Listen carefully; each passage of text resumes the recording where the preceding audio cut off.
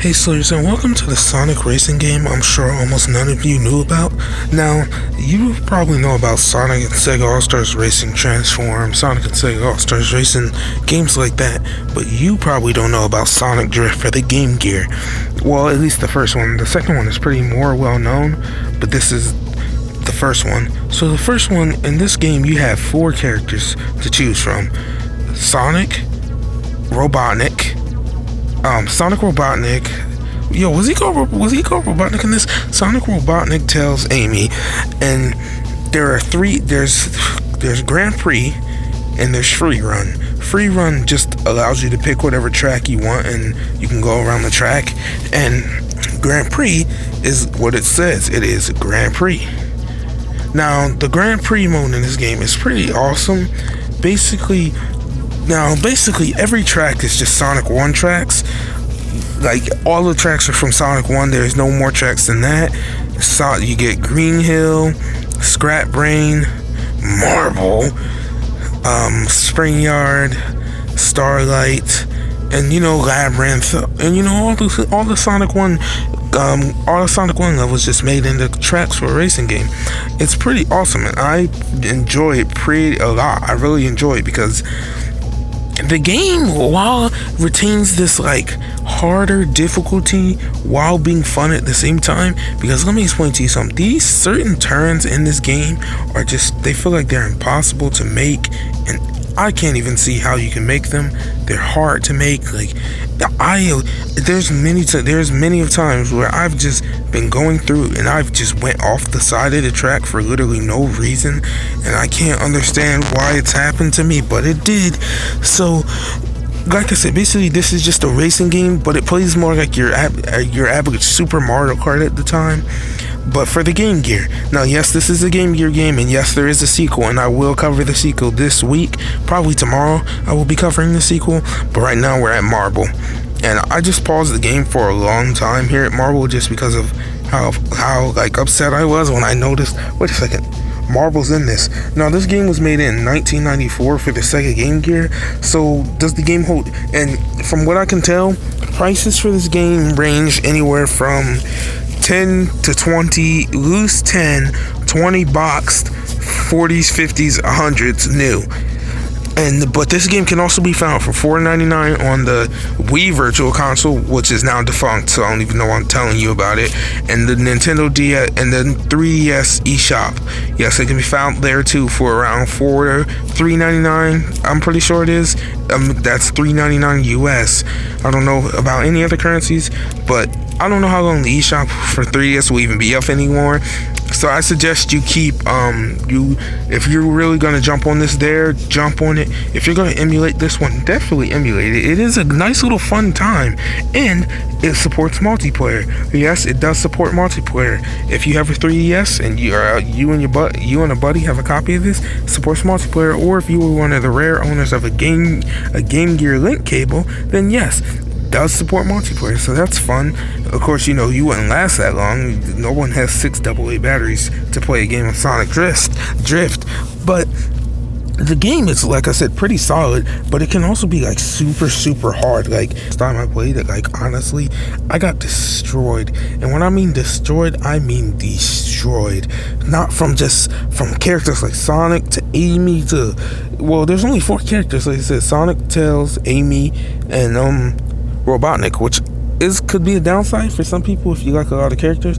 For me, I really don't mind. I thought a 4 was a good amount. I mean, it's not like you're going to be playing this game. I don't know if this game is 4-player. It might be 4-player.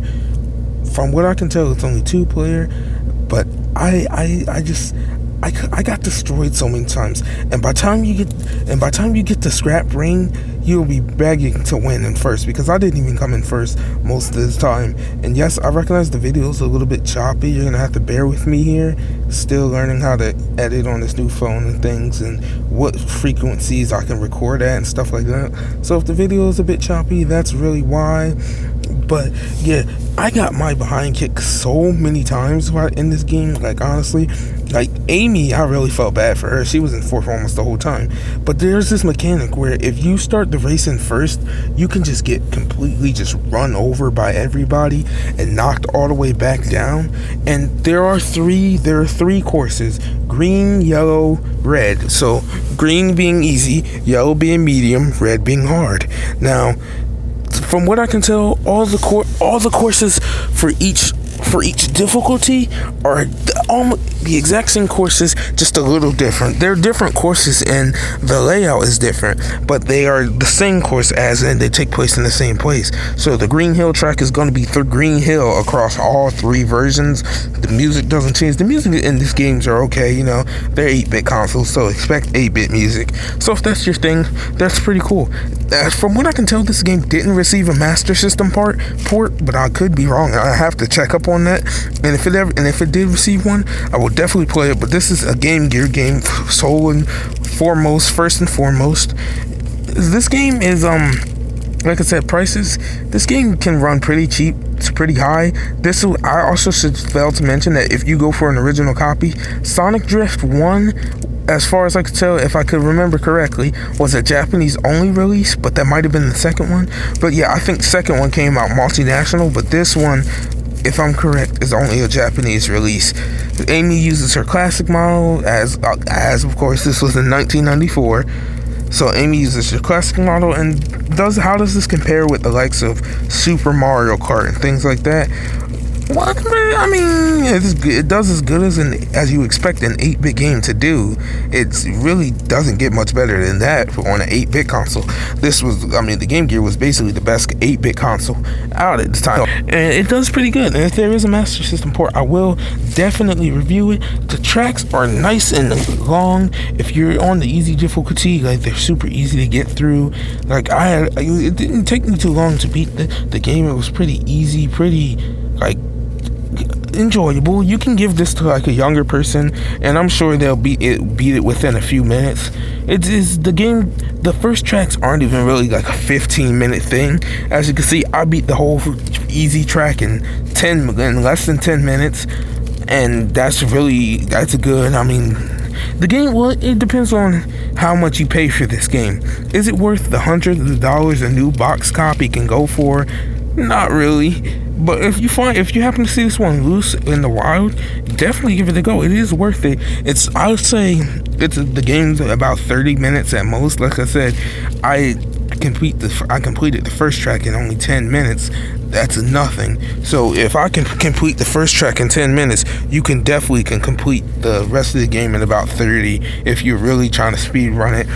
The colors are nice. They do pop out. The graphics are pretty good for a Game Gear. The sound is, like I said, the music is nothing to scoff at. I mean, so you know, this game is gonna be good. It's when you collect the invincibility power up. Oh, and I should talk power ups. There are really none. There is an invincibility power up, and there is the occasional spring you will hit then and there. But as for power ups, that's really it. Nothing too big on the power up scale here. The invincibility just I don't even know what it's there for. It can hurt enemies if you hit them with it. You can be ran over by your enemies. You can't really veer too far off the track. You can hit the signs occasionally, and that's pretty much when you hit those signs. And man, this video really got choppy around that minute part. Yeah, like I said, I'm sorry, apologize for the choppiness trying to edit. As far as I can tell, almost all characters play exactly the same. Some are faster than some others.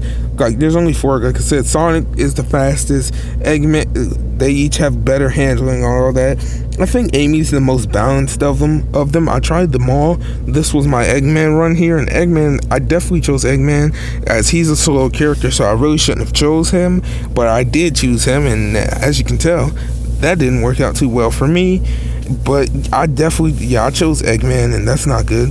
As far as I can tell, most characters play the same, most stages play the same, and it's pretty just the same game. I definitely think Sonic Drift 2 was better, but this was a nice starting point. And here I go ahead and test, is their Grand Prix different between each other? I didn't try the free run mode. Like I said, I'm pretty sure this has multiplayer, especially on the 3DS. You should have almost no problem. So this is definitely worth a check out. If you have the money or you want to play this game, I definitely recommend you check it out. We will be moving on to Sonic Drift 2 next, as I believe that's the better game of the two. This, I think, was only a Japan release. Definitely worth a nice little check out and a good start to the series. But that's really gonna do it for me. And until next time, see you, Slayers.